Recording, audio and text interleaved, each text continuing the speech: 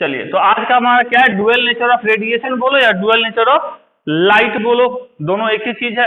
Radiation, light में हमारा क्या होता है, रेडिएशन होता है। डुअल नेचर का मतलब क्या होता है कि लाइट जो है या रेडिएशन जो, इस पर दो नेचर पाया जाता है। डुअल नेचर मतलब क्या, दो नेचर, एक उसके पास वेव वाला नेचर होता है और दूसरा उसके पास क्या होता है, पार्टिकल का नेचर होता है। ठीक है, क्या होता है, वेव वाला नेचर, दूसरा पार्टिकल का नेचर। जैसे वेव के नेचर को जो हम लोग एक्सप्लेन करते हैं, तो जैसे लाइट का हम लोग पढ़े होंगे, याद होगा, कौन सा रिफ्रैक्शन पढ़े लाइट का, रिफ्लेक्शन, रिफ्रैक्शन, इंटरफेरेंस, हम लोग लाइट पे पढ़ेंगे, डिफ्रैक्शन, पोलराइजेशन, ये सब क्या है, लाइट के टॉपिक है। ये सारे के सारे किस नेचर के लाइट को दिखाता है, ये दिखाता है वेव नेचर को। जबकि हमारा फोटो इलेक्ट्रिक इफेक्ट या क्रॉम्पटन इफेक्ट जो है, ओके, अभी हम लोग पढ़ेंगे काफी डिटेल में फोटो इलेक्ट्रिक इफेक्ट को। क्रॉम्पटन इफेक्ट नहीं पढ़ना आपने को, तो फोटो इलेक्ट्रिक इफेक्ट ये हमको क्या बताता है, पार्टिकल नेचर ऑफ लाइट को, कि minimum energy to require to remove a electron from a metal, किसी भी मेटल से इलेक्ट्रॉन को रिमूव करने के लिए, अब जैसे कोई हमारे पास मेटल है, उसे इलेक्ट्रॉन को रिमूव करने के लिए कुछ एनर्जी की जरूरत पड़ती होगी। अब कैसे, अपने आप तो मेटल सरफेस को छोड़ के इलेक्ट्रॉन बाहर नहीं जाएगा, तो उसके लिए जो मिनिमम रिक्वायर्ड एनर्जी है, उससे कम पे वो इलेक्ट्रॉन नहीं छोड़ेगा सरफेस उसका, या पूरा मेटल नहीं छोड़ेगा, तो उसको हम लोग क्या बोलते हैं, उसका वर्क फंक्शन। तो कह सकते हैं क्या, it is the minimum energy required by an electron to just escape कहां से, फ्रॉम द मेटल सरफेस। यदि ये हमारा एक मेटल सरफेस है, देखो ये हमारा क्या है, मेटल सरफेस है, इस पे हमने क्या किया, ये हमारा वेव है, लाइट वेव है, फोटोन के फॉर्म में भी चलता है। ये जब इसके ऊपर पड़ेगा तो इसमें बहुत सारे इलेक्ट्रॉन्स होंगे, बहुत सारे इलेक्ट्रॉन्स होंगे, होंगे इलेक्ट्रॉन्स, बहुत सारे इलेक्ट्रॉन्स होंगे। तो ये इलेक्ट्रॉन इस सरफेस को क्यों छोड़ेगा, वो उस समय तक नहीं छोड़ेगा जब तक इसको मिनिमम रिक्वायर्ड एनर्जी नहीं मिलेगी। अब तुम अपने घर को कब छोड़ोगे, जब तुमको इतना पैसा हो जाएगा कि भाई माँ बाप पे डिपेंडेंट नहीं रहोगे, मतलब नौकरी लग जाएगी, तभी ना घर छोड़ोगे। अभी तुमको बोला जाए घर छोड़ने के लिए, छोड़ सकते हो। या दूसरा रीजन और होता है तो भाई एनर्जी कुछ एक्स्ट्रा मिल जाए, मान लो कोई गर्लफ्रेंड बन गई, घर वाले तैयार नहीं ब्याह कराने के लिए, तभी घर छोड़ोगे। तो वही बात है, ये इलेक्ट्रॉन कब अपने घर को छोड़ेगा, अपने सरफेस को छोड़ेगा, जब इसको एक मिनिमम रिक्वायर्ड एनर्जी होनी चाहिए, मतलब पूरा भरोसा हो जाए कि हम इतना एनर्जी है तो हम घर छोड़ के जा सकते हैं, तो हम रह सकते हैं। तो उस मिनिमम रिक्वायर्ड एनर्जी को क्या बोलते हैं, इसका वर्क फंक्शन। क्या बोलते हैं, वर्क फंक्शन। इसको W नॉट से भी कहीं डिनोट हुआ, कहीं फाई नॉट से भी डिनोट किया जाएगा। तो वर्क फंक्शन क्या है, minimum required energy to remove electron from a metal surface. Metal surface से इलेक्ट्रॉन को रिमूव करने के लिए जो मिनिमम एनर्जी की जरूरत होगी, उसको क्या बोलेंगे, वर्क फंक्शन। इससे कम एनर्जी यदि इसको प्रोवाइड किया जाएगा तो ये क्या करेगा, तो हम कह सकते हैं सबसे कम किसके लिए होता है, सीसियम के लिए होता है, कितना 2.14 इलेक्ट्रॉन वोल्ट। इतना ही इसको एनर्जी मिलेगी तो ये क्या करेगा, इलेक्ट्रॉन को रिमूव कर सकता है अपने सरफेस से। और सबसे ज्यादा किसके लिए होता है, प्लेटिनम के लिए, कितना 5.65 इलेक्ट्रॉन वोल्ट। तो ये ध्यान रखना है कि मैक्सिमम किसका होता है वर्क फंक्शन, और मिनिमम किसका होता है वर्क फंक्शन। तो वर्क फंक्शन की मिनिमम वैल्यू क्या होती है, एच। क्या होता है, प्लैंक्स कांस्टेंट। प्लैंक्स कांस्टेंट नाम सुने होंगे, ठीक है। ये होता है क्या चीज, थ्रेशोल्ड फ्रीक्वेंसी। अभी जस्ट पढ़ेंगे कि मिनिमम फ्रीक्वेंसी जो चाहिए, कोई भी लाइट वेव होगा तो उसके पास फ्रीक्वेंसी होगी। अब कोई भी वेव है तो उसके पास क्या होता है, फ्रीक्वेंसी होता है, वेव लेंथ होता है, सुने होंगे, टाइम पीरियड होता है, 11th में पढ़ना था। तो ये क्या होता है, ये हमारा क्या है, फ्रीक्वेंसी, ठीक है। ये क्या है हमारा, प्लैंक्स कांस्टेंट। उसके बाद एच हमारा सेम प्लैंक्स कांस्टेंट है। सी क्या होता है, वेलोसिटी ऑफ लाइट। और ये क्या है, वेवलेंथ। आप कहना वेवलेंथ क्या है, ये नहीं पता है, फ्रीक्वेंसी क्या होती है नहीं पता है, तो वो देखो जैसे हमारा क्या है, देखो समझ लो, एक बार नहीं पता है कोई दिक्कत नहीं है। ये हमारा एक वेव है, ओके, ऐसा वेव होगा, ऐसा ही चलता है ना। तो इसके पिक से लेके इसके पिक तक के जो डिस्टेंस होता है उसको इसका वेवलेंथ कहते हैं। चाहे नीचे वाले से लेको, नीचे वाले से पकड़ो, ठीक है, चाहे यहां से लो और यहां तक का पकड़ो, सब क्या है, सेमी लेंथ है ना।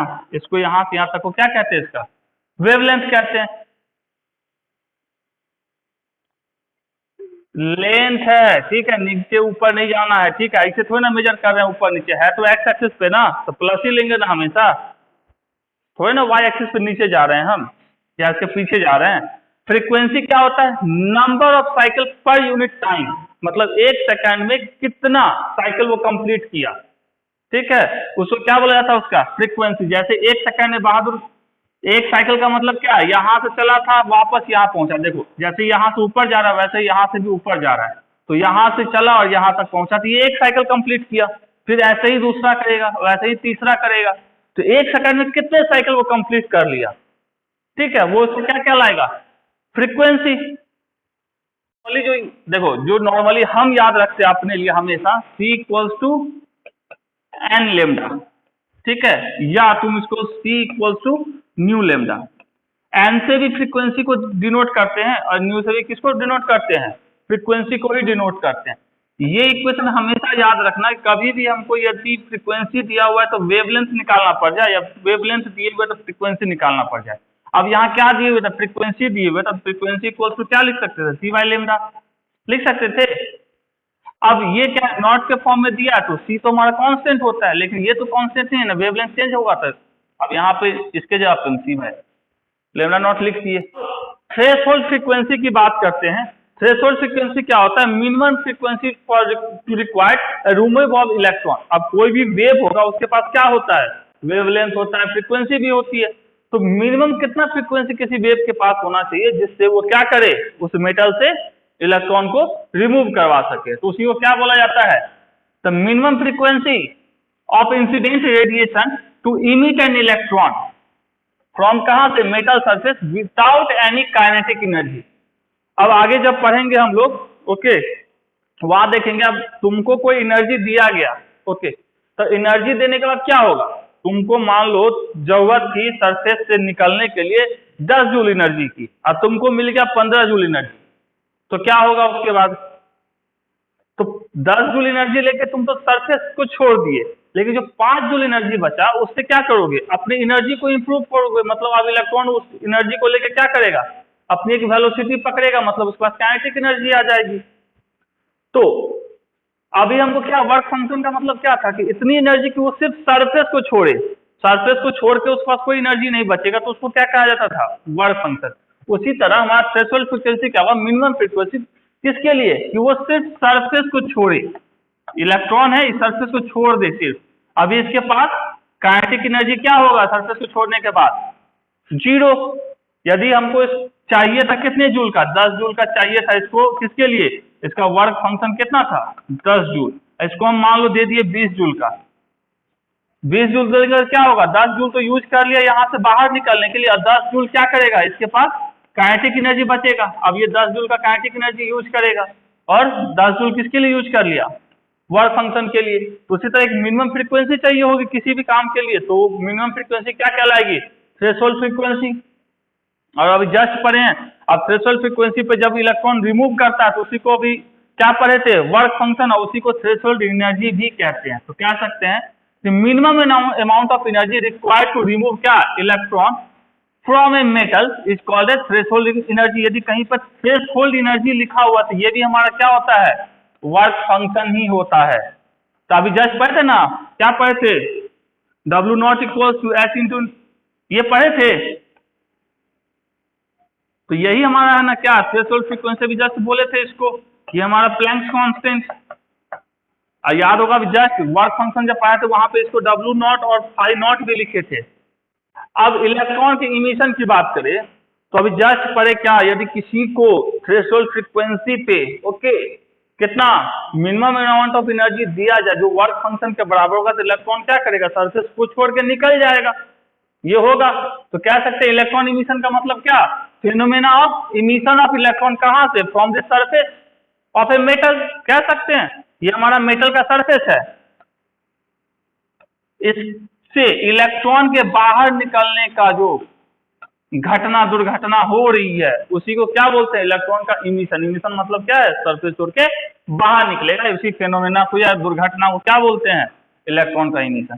तो इलेक्ट्रॉन इमिशन हमारे 4 टाइप से होते हैं। पहला है थर्मायोनिक इमिशन, दूसरा हमारा फोटो इलेक्ट्रिक इमिशन, इसको खूब सारा पढ़ना है। ओके, तीसरा हमारा फील्ड इमिशन, सिर्फ नाम समझना है, अभी देखेंगे डिफिनीशन। और चौथा हमारा सेकेंडरी इमिशन। ये चारों टॉपिक में से ये हमको रगड़ के पढ़ना है, इसके बारे में एकदम अच्छे से पढ़ना, बाकी सबको क्या करना है, सिर्फ जानना है कि क्या होता है। तो अब देखो यहाँ पे क्या दिख रहा है, एक हॉट फिलामेंट दिख रहा है, दिख रहा है। अब इसको जो ही गर्मी मिलेगी तो क्या, गर्मी मिलने का मतलब क्या है, हीट मिलना। हीट मिलने का मतलब क्या है, उसको एनर्जी मिली। अब एनर्जी मिलने से क्या होगा, इलेक्ट्रॉन सरफेस को छोड़ के बाहर निकलेंगे। यही था ना कि भाई किसी को इतना हीट दो कि वो इलेक्ट्रॉन सरफेस छोड़ के बाहर निकल जाए, उसी को इलेक्ट्रॉन का इमिशन कहते हैं। तो मिनिमम एनर्जी कितनी चाहिए होती थी, वर्क फंक्शन के बराबर हमारे। तो कह सकते हैं इस केस में it is the phenomena of emission of electron from metal surface कब कब कब व्हेन हीटेड सुइटेबली। अब एक प्रॉपर अमाउंट में इसको हीट जब किया जाएगा तो क्या होगा, इलेक्ट्रॉन बाहर निकल जाएगा, उसी को क्या कहते हैं, थर्मायनिक इमिशन। अब जो इलेक्ट्रॉन बाहर निकलेंगे उसको हम लोग क्या बोलेंगे, थर्मल इलेक्ट्रॉन या थर्मायंस। ओके, और द नंबर ऑफ जो थर्मायंस डिपेंड किसके ऊपर करेंगे, जितना ज्यादा गर्म करोगे उतना ज्यादा इलेक्ट्रॉन बाहर निकलेंगे। डिपेंड्स अपॉन किसके ऊपर, temperature of the metal surface. क्या, it is the phenomena of emission of electron from the metal surface कब, when radiation of suitable frequency fall on it. अब सुटेबल फ्रीक्वेंसी के साथ जब रेडिएशन इसके ऊपर गिरेगा और जब इस पे वर्क फंक्शन की इतना एनर्जी इसको मिलेगी तो क्या करेगा, इलेक्ट्रॉन इससे बाहर निकल जाएगा। और इस सुटेबल फ्रीक्वेंसी को क्या बोलते थे, थ्रेशोल्ड फ्रीक्वेंसी। भी जस्ट देखे हैं, ये हमारा क्या है, थ्रेशोल्ड फ्रीक्वेंसी पे जब इसको एनर्जी दी जाएगी तो इलेक्ट्रॉन क्या होंगे, बाहर जंप कर जाएंगे, जब लाइट रे आके इससे टकराएंगे। ओके, तो इसी को क्या बोलते हैं, फोटो इलेक्ट्रिक इफेक्ट। अब इमिटेड जो इलेक्ट्रॉन होता है उसको क्या बोला जाता है, फोटो इलेक्ट्रॉन। ओके, और दूसरा नंबर ऑफ फोटो इलेक्ट्रॉन किसके ऊपर डिपेंड करता है, डिपेंड करता है intensity of incident light emission. अब क्या किए, इस केस में क्या होता है कि हमारे पास मान लो एक मेटल है, ये मेटल, इसके पास क्या होंगे, इलेक्ट्रॉन्स भरे पड़े होंगे, फिर इलेक्ट्रॉन्स होंगे ना बहुत सारे। अब हमने क्या किया, इलेक्ट्रॉन पर कौन सा चार्ज होता है, नेगेटिव चार्ज होता है, पता है हमको। ओके, अब हम यहाँ क्या किए, एक पॉजिटिव प्लेट ले आए, तो ये क्या करेगा, इस इलेक्ट्रॉन को अपने तरफ खींचेगा, खींचेगा ना।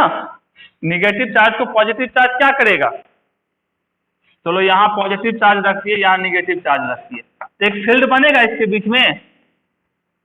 तो ये जो इलेक्ट्रॉन्स हैं उसको पॉजिटिव वाला क्या करेगा, खींचेगा बाहर। तो मतलब ये जो पॉजिटिव वाला है ये क्या कर रहा है, इलेक्ट्रॉन्स जो इसके अंदर भरे पड़े हैं उसको क्या करेगा, पॉजिटिव वाला नेगेटिव चार्ज को पॉजिटिव अट्रैक्ट करेगा। तो ये इससे यदि सरफेस छोड़ के बाहर निकल गया, क्या कर दिया, सरफेस छोड़ के बाहर निकल गया, तो उसको हम लोग क्या बोलेंगे, फील्ड इमिशन। किसके कारण ये बना, ये फील्ड के कारण बना, यही होगा ना बुआ। फील्ड का डायरेक्शन क्या होगा, इसमें यदि बोला जाए पॉजिटिव से नेगेटिव ऐसा फील्ड बनता है। इलेक्ट्रॉन पे फोर्स किस डायरेक्शन में लगता है, इलेक्ट्रॉन पे फोर्स लगता है फील्ड के अपोजिट डायरेक्शन में, जबकि पॉजिटिव चार्ज के ऊपर फोर्स लगता है फील्ड के डायरेक्शन में। पढ़ाए थे कभी इलेक्ट्रोस्टैटिक्स में, पढ़ाए थे। तो अब इस फील्ड के कारण जो ये इलेक्ट्रॉन्स बाहर आ गए, बाहर जंप कर गए, तो इसके कारण जो इमिशन हुआ, या कह सकते हैं इसको क्या थी, फील्ड इमिशन। तो कह सकते हैं it is the phenomena of emission of electron from metal surface under किसके, application of strong electric field. Strong electric field हमने यूज किया, जिसके कारण क्या हो गया, इलेक्ट्रॉन सरफेस छोड़ के बाहर आ गए, इसको हम लोग क्या बोल दिए, फील्ड इमिशन। अब यहाँ पे क्या होता है कहानी में ट्विस्ट, गौर फरमाओगे। क्या कहता है, the phenomena of emission of किसका, इलेक्ट्रॉन फ्रॉम कहां से, मेटल सरफेस। किसके कारण, when fast moving electron strike the metal surface. अब हमारे पास देखोगे ये हमारे पास क्या है, एक मेटल सरफेस है, इसमें बहुत सारे इलेक्ट्रॉन्स होंगे। अब यहां से फास्ट मूविंग इलेक्ट्रॉन यदि आके इस पर टकराएगा तो क्या होगा, जिसके कारण इसके इलेक्ट्रॉन्स क्या होंगे, इस सरफेस को छोड़ के बाहर आ जाएंगे। फास्ट मूविंग इलेक्ट्रॉन से तो एनर्जी तो होगी उसके पास, तो जो इससे टकराए इसको एनर्जी प्रोवाइड किया, तो ये क्या कर दिए, इलेक्ट्रॉन इसको सरफेस छोड़ के बाहर निकल गया। तो इसी को हम लोग क्या बोलते हैं, सेकेंडरी इमिशन। जो इलेक्ट्रॉन्स बाहर निकले उसको सेकेंडरी इलेक्ट्रॉन्स बोलते हैं।